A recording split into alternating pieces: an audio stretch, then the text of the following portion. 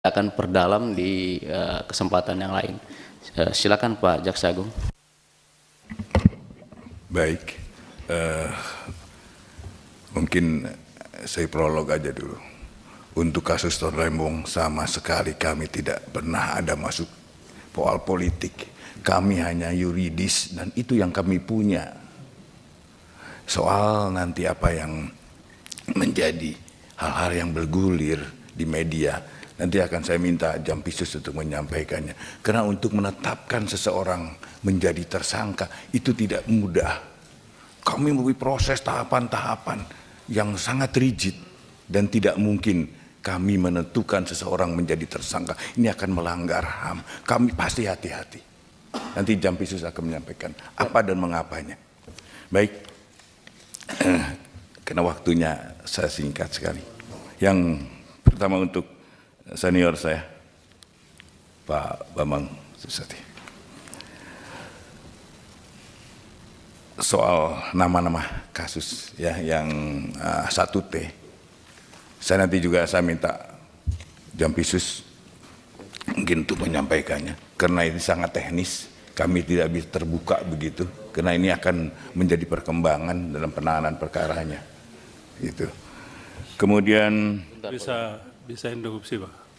Iya, kaitan ini ya Pak Beni. Jaksa Agung, kalau bisa mungkin nama-nama jangan dibuka.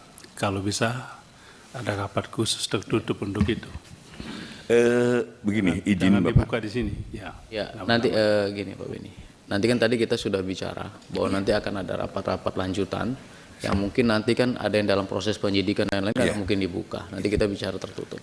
Izin, tetapi kami mohon izin Pak Beni, kami sudah koordinasi dengan Hakim Agung Pengawas dan Hakim Agung Pengawas sudah diberikan jalur untuk masuk memeriksa.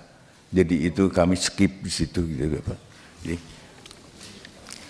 kemudian untuk judi online kami memang belum nyampe ke kami karena kami di era penuntutan masih penyidikan ada di Mabes Polri. Kemudian akan ada pegawai yang ikut, ya jujur aja ada pegawai yang ikut dan hanya iseng-iseng aja di bawah 5.000-an begitu Pak. Dan kami sudah menyerahkan nama-nama itu ke bidang pengawasan untuk ditindaklanjuti. Kemudian untuk ini Pak HH Junior, maaf, gini Pak, kami untuk netralitas, bagi kami ada harga mati. Siapapun jaksa yang tidak netral, pegawai kejaksaan tidak netral, kami akan tindak. Jadi netralitas adalah harga mati yang harus dilakukan oleh seorang jaksa. Kemudian untuk Pak Rohul, nanti saya akan minta Kajatirio untuk menindaklanjuti. Pak Hinca, tapi sebenarnya tadi yang sangat ini katanya jawaban kami belum, padahal kami sudah memberikan jawaban atas hasil RDP yang lalu, itu Pak. Kemudian Pak Rudianto Lalo,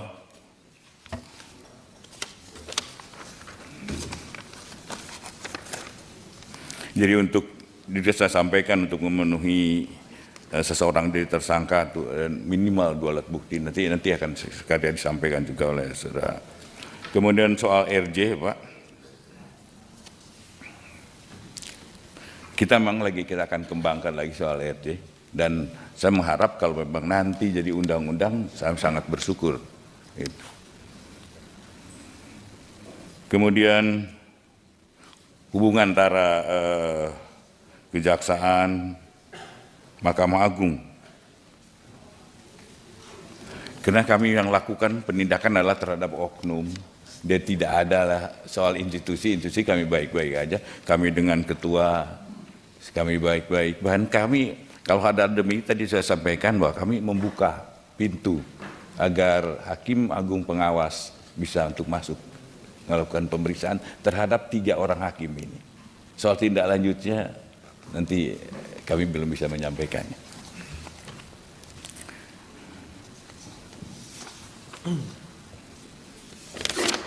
Kemudian untuk Pak Suding, mungkin singkat aja mohon izin nih.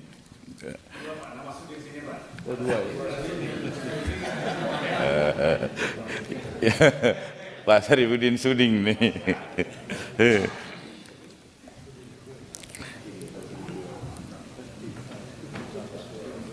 Jadi pada dasarnya kami tetap komitmen tetap menjaga objektivitas. Kemudian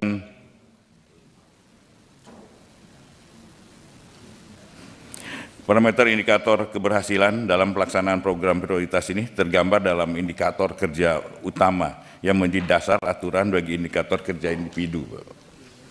Kemudian kasus DNA, Pro dan lain-lain nanti Pak Jampidum yang akan menyampaikan. Dari kasus OTT PN Surabaya masih proses pada tahap penyidikan Bapak. Jadi mungkin nanti juga sekalian Jampisus akan menyampaikannya.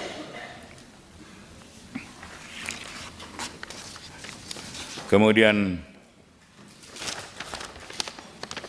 untuk Pak Abdullah, kami tidak tebang pilih dalam penanganan suatu perkara. Kalau memang sudah cukup bukti, ya kami pun dengan diam. Dan kasus apapun, kalau ada masukan-masukan pada kami, informasi-informasi yang pada kami, yang kami bisa tindak lanjuti, akan kami tindak lanjuti. Jadi, insya Allah kami akan tetap objektif. Juga soal nanti ada netralitas kejaksaan menerbitkan 2 surat edaran Jaksa Agung jajaran zero tolerance, tanpa toleransi terhadap pegawai yang pasti tadi saya sudah sampaikan. Kami adalah harga mati untuk netralitas. Kemudian untuk pemekaran Papua, nanti Papua ini baru 2 kabupaten. Kami untuk mendirikan kejaksaan tinggi itu sangat rigid, sangat sulit Pak, melalui Menpan kemana-mana. Bahkan ada provinsi yang sudah lama, seperti Kalimantan Utara baru aja berdiri. Baru 3 bulan ini berdiri Pak. Jadi memang menunggu prosesnya. Ya.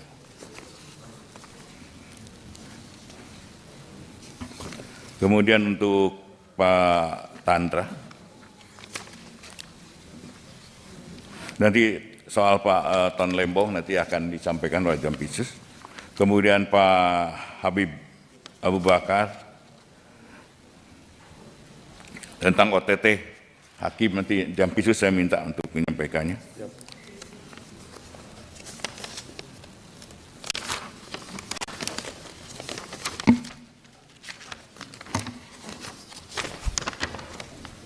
Untuk Pak Beni, terkait pengepungan Kejaksaan Agung, dilakukan jujur aja, dilakukan oleh Oknum Brimob. Oknum Brimob yang tertangkap oleh kami serahkan ke Mabes Polri, dan kami tidak monitor lagi soal itu.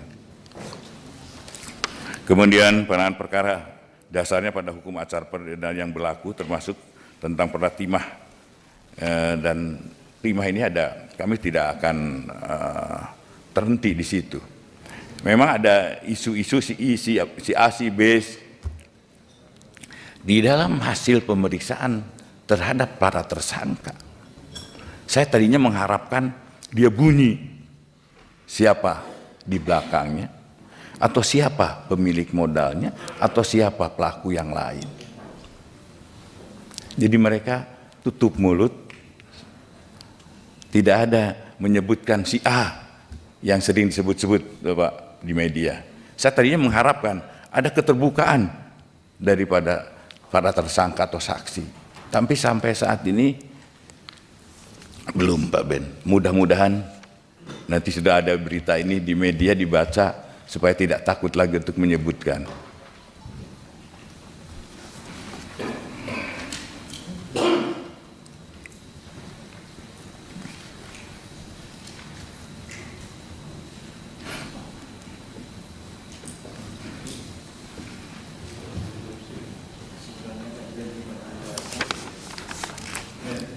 tanggung Pak Beni.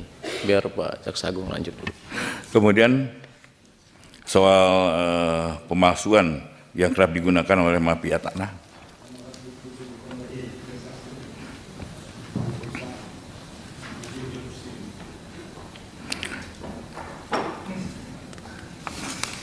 Kemudian Ibu Sari nanti biar diterangkan apa mengapa dan kenapa kami menentukan Tom Lembong menjadi tersangka. Tidak berdua. Kemudian Pak Hussein terhadap pemalsuan distribusi BBM, nanti Kak Jati Kaltim saya akan perintahkan untuk ditindaklanjuti. Saya kira itu, yang lain-lainnya mohon kesempatan.